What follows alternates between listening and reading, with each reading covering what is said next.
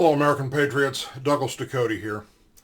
I have been sharing with you my knowledge and understanding of radical Islamic terrorist groups infiltrating America, our politics, our military, and our Congress.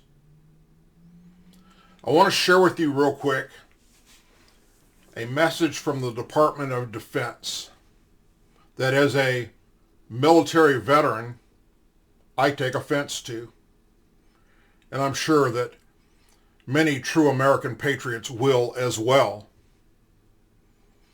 And sadly, this is nothing new. I've done videos about this in the past. Somalia Force Posture announcement from the Department of Defense came out yesterday.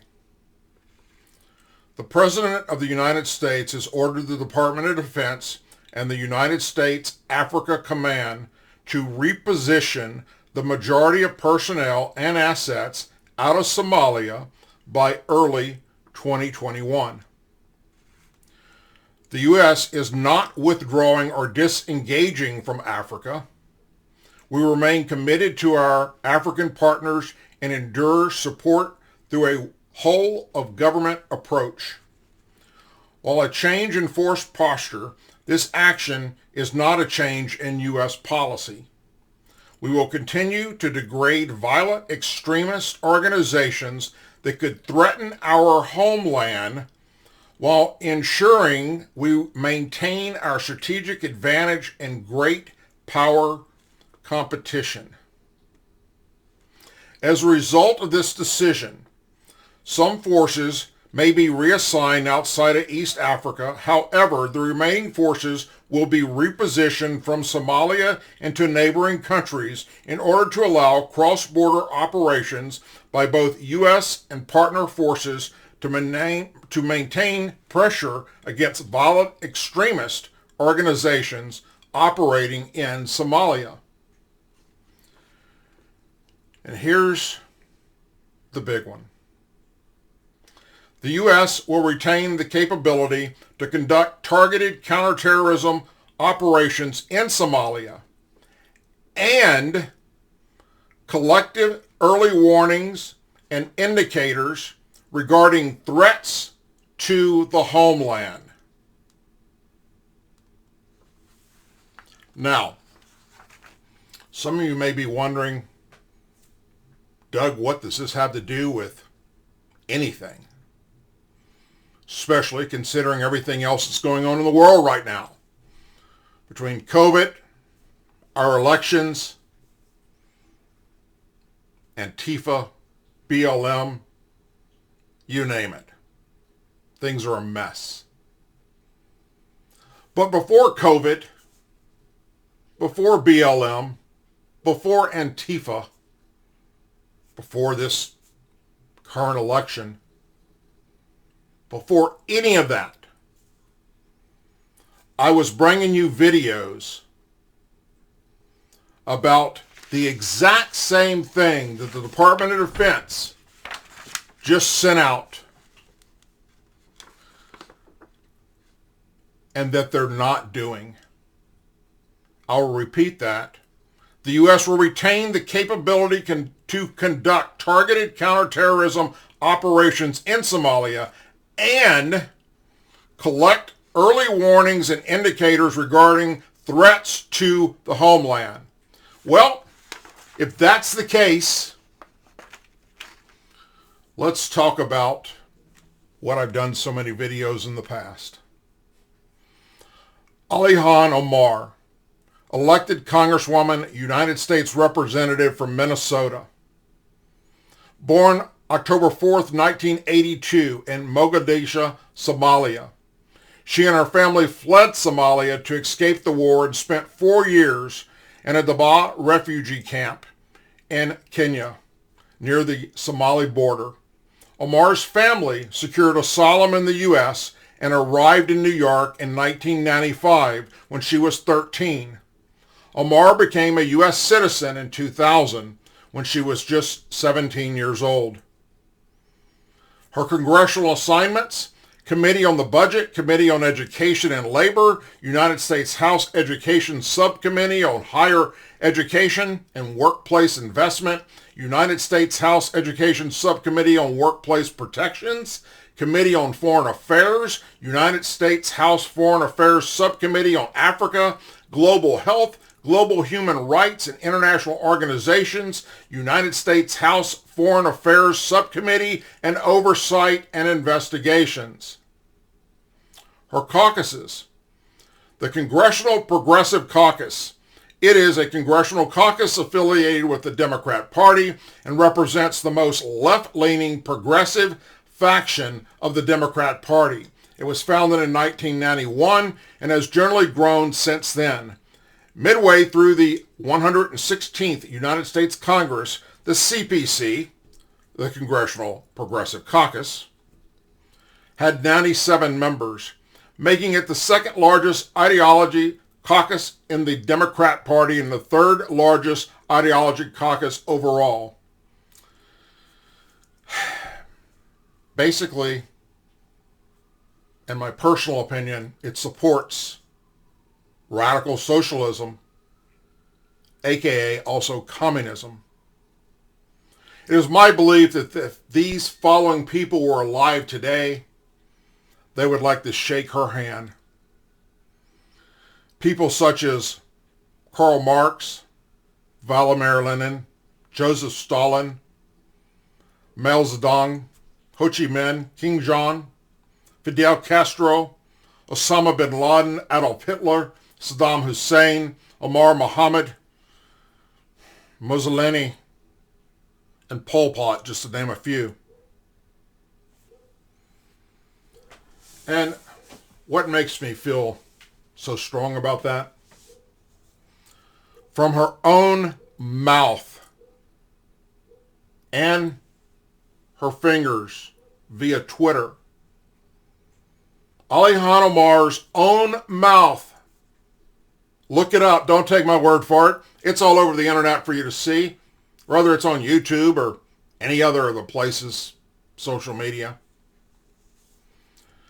From her own mouth, she has a strong dislike for America and our forefathers.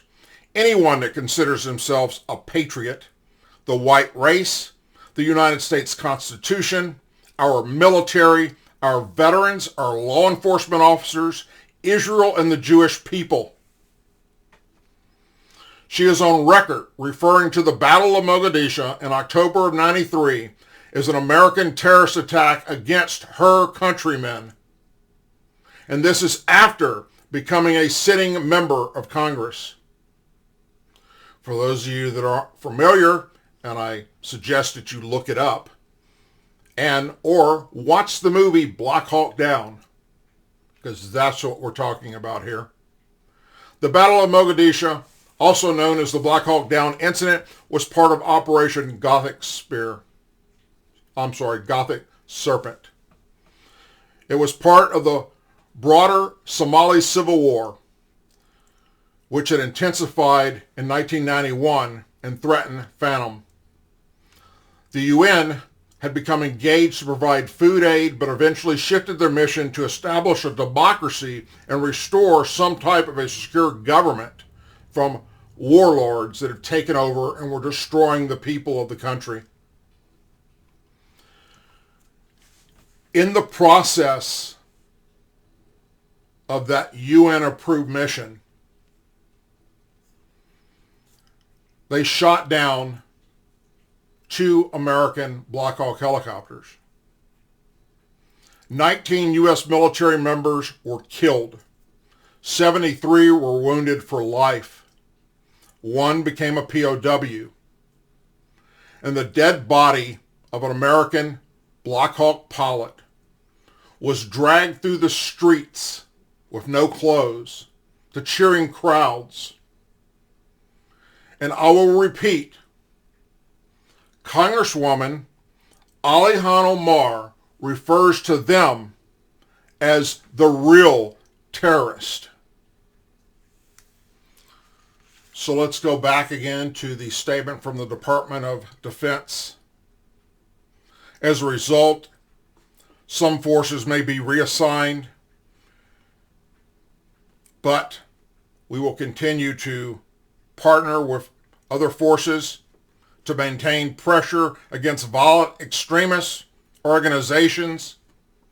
The U.S. will retain the capability to conduct targeted counterterrorism operations in Somalia and collect early warnings and indicators regarding threats to the homeland. The threat to the homeland is Alihan Omar. And she has friends up there too. Rashid Tlaib. Two women who took an oath to the Constitution of America to defend the Constitution against all enemies, foreign and domestic, with their hand on the Quran and not the Bible. They took an oath to Allah and not Jesus Christ. Our forefathers, everything about America was founded on God and Jesus Christ, not Allah, not the Muslim faith. Nothing against the Muslim faith in general. But when you are allowing so many radical people to interpret it in a way that it is against America and our basic founding principles, we have allowed bad people to come into America, and instead of being grateful to America that we rescued her and her family, Alihan Omar, from what was sure to be a life of misery, she turns against us.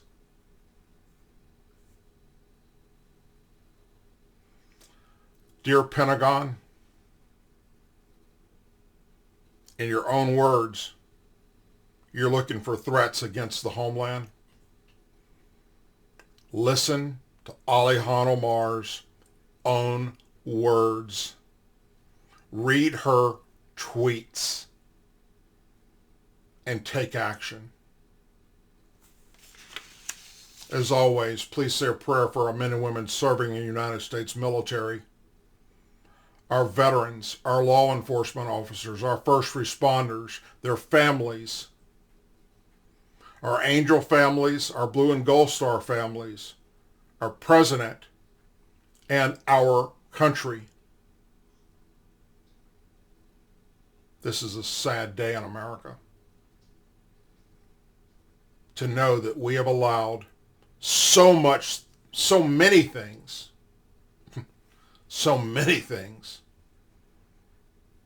to go against this nation and against our founding principles, against our forefathers, against us. God bless, and I'll see you soon.